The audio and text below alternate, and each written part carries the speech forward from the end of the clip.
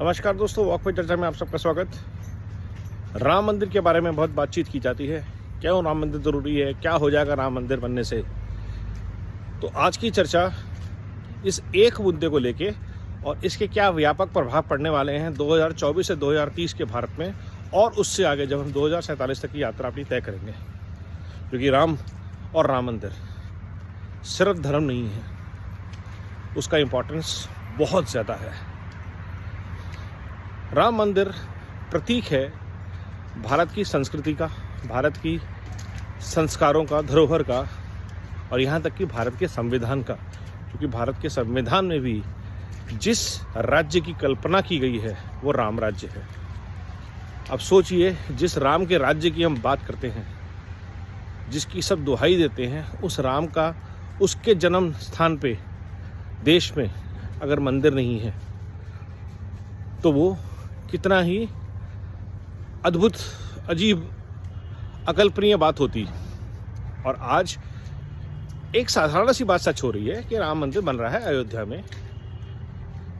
अब उसका इम्पैक्ट क्या होने वाला है। राम सारे विश्व में गुड गवर्नेंस, रिस्पेक्ट, वैल्यूज, संस्कार, संस्कृति का प्रतीक है। जब भी आप किसी से बात करेंगे तो क्या बेटा कैसा, राम जैसा, भाई कैसा, राम जैसा, दुश्मन कैसा, राम जैसा। ये जो एक, तभी राम जी को मर्यादा पुरुषोत्तम कहा गया है। मर्यादा means the values, the social fibre by which वो आइडेंटिफाई पीपल। मर्यादा तय करती है आपकी कि आप कहाँ कैसा बोलेंगे, कैसा बैठेंगे, कैसा उठेंगे, किस तरह का आपका सामाजिक व्यवहार होगा, पारिवारिक व्यवहार होगा। ये मर्यादा जो है वो आपको मिलती है मर्यादा पुरुषोत्तम से। इसलिए जब आप श्री राम का चरित्र देखते हैं और उस चरित्र को एम्पलीफाई करना भारत की संस्कार संस्कृति के लिए बहुत इंपॉर्टेंट है, हमारी विरासत के लिए। और ये काम राम मंदिर करेगा, पहली चीज़। दूसरी चीज़, राम मंदिर अयोध्या में है, जो कि उत्तर प्रदेश में है, और जो कि पूर्वी उत्तर प्रदेश में है, और जो कि भारत का एक बहुत पिछड़ा इलाका है। राम मंदिर बनेगा engine of growth for that region in terms of education, in terms of jobs regarding tourism and many more such opportunities। दुनिया भर से, देश भर से लोग आएंगे। शायद बहुत कम लोगों को पता हो कि थाईलैंड में, म्यांमार में अभी भी श्री राम को राजा माना जाता है। अवध के राजा राम जो हैं, हमने रामचंद्र जी की सिर्फ वनवास की कथाएं, रावण वध, वो सब सुना है। रामचंद्र जी राजा कैसे थे उसके ऊपर कभी चर्चा नहीं होती, गवर्नेंस के ऊपर बात नहीं होती। जबकि बात करते हैं हम राम राज्य की, तो उस गवर्नेंस पे चर्चा होनी चाहिए। The way the ruler should be, the way administration should be, the way benefit should flow to the people.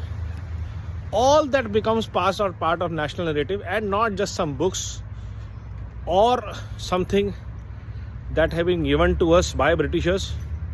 It is our own value system. This is what Ram Mandir can achieve for Bharat and such other places which are existing and are coming up.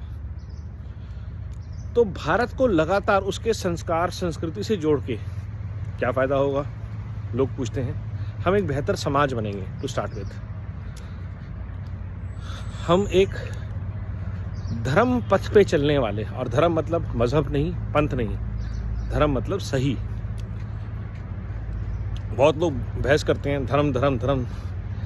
सनातन में धर्म जो है वो हिंदू नहीं है। अगर धर्म युद्ध में दोनों लड़ने वाले हिंदू थे तो फिर धर्म हिंदू कैसे हुआ।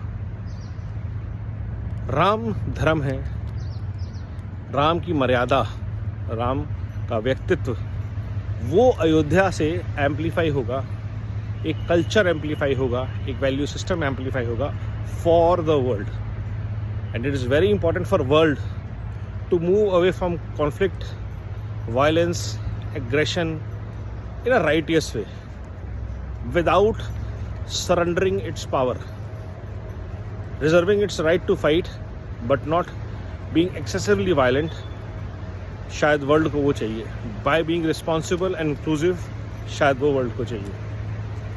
क्योंकि जिस तरह से राम की जीवनी में आप पढ़ेंगे, भील से लेकर के सुदामा तक, बानरों से लेकर लंका निवासियों तक, सबके साथ उन्होंने एक बहुत ही मर्यादा पुरुषोत्तम के रूप में व्यवहार किया, मर्यादित व्यवहार किया. राम चाहते तो लंका के राजा बन सकते थे, राम चाहते तो बाली को मार के किष्किंधा के राजा खुद को डिक्लेयर कर सकते थे, वनवास में थे, फाइट बैक कर सकते थे. लेकिन हमारे संस्कार और संस्कृति में वो सब चीज़ें नहीं हैं. राम ने अयोध्या का विस्तार नहीं किया, तो विस्तारवाद की जो सोच है उसके खिलाफ राम है.